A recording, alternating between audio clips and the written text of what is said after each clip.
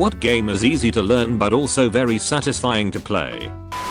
Portal. The mechanics are easy to learn, but there are no two puzzles that are the same. It also has one of the best tutorials of any game ever. If you listen to the commentary, it's insane how much intent is behind the first levels before you get the gun. Like how they force you to understand that there is no ingoing color or outgoing color, something that their early playtesters had an issue with. And stuff like that. It's simple, but it's masterful. The first Plants vs Zombies. It's such a great game and so astonishing how much the microtransaction greed destroyed the second part. I'm still pissed about how awful PvZ2 was. The first was a masterpiece in one of my favorite genres, the tower defense. Second game was nearly impossible to play without spending money. I hated it.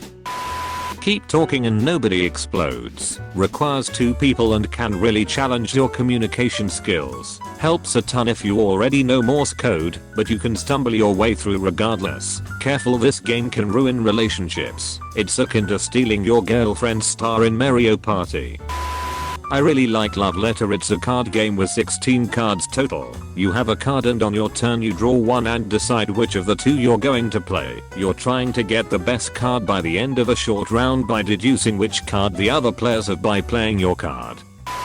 Space Cadet Pinball. Minesweeper. If you can stomach a paragraph of reading, it's ridiculously easy to learn. If you can stomach a paragraph of reading, it's ridiculously easy to learn. You're asking way too much from me. The numbers is how many mines are next to the tile. Find the bombs. Win. Can we get a TLDR? Click good. Don't click bad. Do you expect me to read this much? But, bad. Slime Rancher. It's rough to manage the range before you start using bees, but the mechanics are basic to any FPS gamer and the feeling when you have the ranch running like clockwork is fucking amazing. Tetris. Stardew Valley. Edit. The game is hard to play if you want to do it perfectly, but if you just want to discover a beautiful world, listen to soothing music, and play casually, it's easy and relaxing. Video games aren't always about completing everything. Stardew Valley is easy to play, but I wouldn't call it easy to learn. There's an official guide, and most players at one point have a bunch of tabs open because there's a lot of research. It feels a little bad when you need something and find out it's only available the previous season. I think the point is that you don't have to go full sweat mode on it. I know what you mean because that's usually my first impulse in a game too, but you can do pretty well in Stardew without doing any research as such. RuneScape. If you feel like being dragged into the pit of hell, willingly sacrificing the next 5,000 hours of your life to the RNG gods. Very basic games at the heart of it though. 10 out of 10 with dopamine again. See how long you can keep your hand in the waffle iron is fun. My record is 30 minutes. Very different game than keep your hand in the waffle iron that is plugged in and turned on. You gotta have it turned on. That's where the fun is. That's if you want to play on legendary mode. I'm more of a casual waffle iron guy. Chess. It's not very hard to learn how the pieces can move and it's fun to play. Conversely, the better you and your opponent get, the harder it becomes. I agree, although there's a certain stage of chess where it becomes insanely difficult to learn, as the game moves from being about analysis of piece value and board state and instead is purely about memorization. As a kid I loved playing chess, but as I got better and reached that point I lost all interest. It becomes an entirely different game, one that suddenly no longer met my personal idea of fun. It felt like being punished for improving. Any Katamari game. The only controls are the joysticks and you start out with this very small ball and have to slowly build ball by running over stuff. You go from basically mouse size to absorbing a planet throughout the game. The funky, soothing soundtrack is a plus. Na na na na na na na na na. Rocket League is one of those games that is easy to learn, but hard to master. I've introduced friends to it that don't normally like a lot of video games and have gotten them hooked on it. Yeah, there's a huge gap between competent and actually good. I'm firmly just below competent most of the time and it's still fun. I'm a top 1% player in Rocket League. The skill gap between myself and the top 0.1% of players is the same as myself to a new player. The skill ceiling is ridiculous. Any Kirby game ever. If not that, then Shovel Knight. The campaign for Spectre Knight is my favorite because his playstyle is super freaking flowy, but it kinda makes bosses too easy. Recently me and my brothers figured out how to play Kirby Air Ride on PC online with each other. Yeah, I'm going to need you to tell me how TF this is possible because I need this in my life. Please and thank you. Solitaire. It can be just something to do with a deck of cards while waiting. There are also about 100 different versions of Solitaire, so you always have different games to learn with, usually the same principles and win conditions. You'll lose a lot of games at the start, but when you get those first few wins, it's very satisfying when you get good at it. You can also introduce your friends/family to a multiplayer speed solitaire game called Nerds and kick ass in it. I'm a big fan of social deduction board games, where someone hides their identity and you need to figure out who they are. These games often are characterized by simultaneous simplicity and convoluted strategy, as the rules are easy to learn but the game varies based on bluffing and manipulation. Some good ones are Secret Hitler, Donut in a Party, Two Rooms and a Boom, One Night Werewolf, Coup, Bang, Crossfire, Resistance, Avalon. I highly recommend you check these out. All are fantastic party games that are short and easy to play but are increasingly complicated in strategy based on the skills of people playing. A good session of any of these will result in a lot of fun and argument, and an overall good time. Hollow Knight. Very easy to learn because of simple and straightforward mechanics, but it will eventually kick your ass, just not right away. It's very good at steadily increasing the difficulty as you go. Also very satisfying when you play it well. The later bosses can feel like a choreographed dance when you get the patterns down. Euro Truck Simulator 2. Just put on a radio, favorite album or audiobook and let the road swallow you, or a digital lot lizard. Civ 5. On an easy difficulty your play doesn't need to be good, and you can spend time listening to the advisors/reading the descriptions of units or buildings to make sense of the game. Very satisfying too. He said easy not life ruining.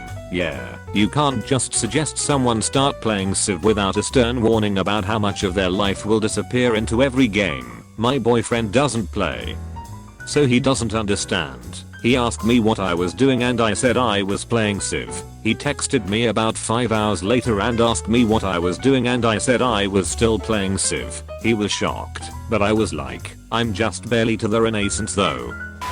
Mario Kart. Russian Roulette. 5 out of 6 people say that Russian Roulette is completely safe. Bloons Tower Defense 5 and Bloons Tower Defense Battles. Animal Crossing. New Leaf. The Legend of Zelda, Breath of the Wild. This is the only game I've ever played that brought me so much amazement. The physics are astounding. If you think it's possible, it probably is. It shapes your mind with the subtle hints in an area you had no idea how to beat early game. You'll come back later and instantly connect the dots, not because you've been through something like it, but because you learned that almost anything is doable. Such an amazing game. Man Color is super easy and fun. Hide the salami. Too much pre-game setup. Also it's multiplayer only and I'm all about that single player experience. Skyrim and Pokemon. Pokemon is a great mix of fun and complexity. The new Spider-Man game on PS4. I thought it was pretty easy to learn and play. It was also the game that really got me into gaming. 2048. Cribbage. It's simple, easy, and gets done in 10 minutes. Sudoku. Gwent, in Witcher 3, an oddly easy and satisfying card game. No one. CDPR. Yo, we heard you likes games so we put an itch game inside our biggest game yet.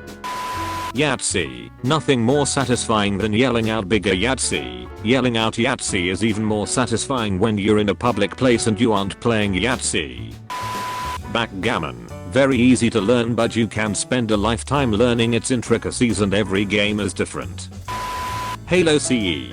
Very simple controls and fun to play. Newer Halo games have more going on and flood the gameplay making it harder to pick up the older you get. The original Halo games were simple without any abilities and made it clear what you were doing and why.